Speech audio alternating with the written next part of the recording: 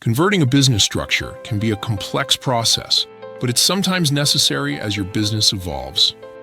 Today, we're focusing on how to convert an S corporation to a sole proprietorship. This transition involves several important steps and considerations that every business owner should understand. Let's start by briefly explaining what these business structures are. An S corporation is a special type of corporation that provides tax benefits and limited liability protection to its owners. On the other hand, a sole proprietorship is the simplest form of business structure, where there's no legal separation between the owner and the business. Why might someone want to make this change?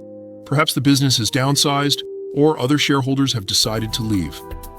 Whatever the reason, it's crucial to approach this conversion carefully. The process of converting an S Corp to a sole proprietorship involves several key steps.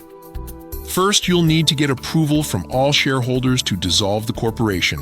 This typically involves holding a formal meeting and documenting the resolution. Next, you'll need to file articles of dissolution with the state where your corporation is registered.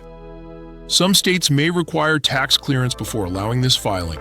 You must also notify the IRS by filing Form 966, which is for corporate dissolution or liquidation. Additionally, you'll need to submit a final corporate tax return using Form 1120-S, marking it as the final return. An important part of the process is liquidating business assets and transferring ownership.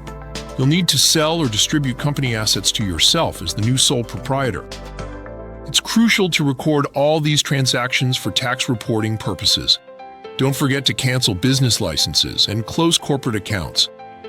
You'll need to notify state and local agencies to cancel permits, licenses, and tax registrations. You should also close business bank accounts and transfer assets to a personal or new business account. To operate as a sole proprietor, you may need to register a DBA or doing business's name if you're operating under a different business name. You'll also need to obtain any required local business licenses. One of the most significant changes in this conversion relates to taxes. As a sole proprietor, you'll report business income on Schedule C of your personal tax return, Form 1040. You'll also be responsible for self-employment taxes, which cover both the employer and employee portions of Social Security and Medicare taxes. While sole proprietorships offer simplicity and potential tax benefits, including eligibility for up to a 20% tax deduction on qualified business income, they also come with some disadvantages.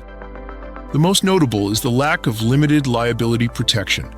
As a sole proprietor, you're personally responsible for all business debts and obligations. Before making this transition, it's essential to consider a few key points. First, understand that the conversion process can take several weeks to months, depending on your state's requirements. You may need a new EIN or employer identification number for your sole proprietorship. Any outstanding business debts must be settled or personally assumed before conversion. In conclusion, converting an S corporation to a sole proprietorship is a significant change that affects your legal structure, tax obligations, and personal liability. While it can simplify your business operations, it also exposes you to greater personal risk. It's highly recommended to consult with a tax professional or attorney to ensure you're making the best decision for your specific situation and complying with all legal requirements.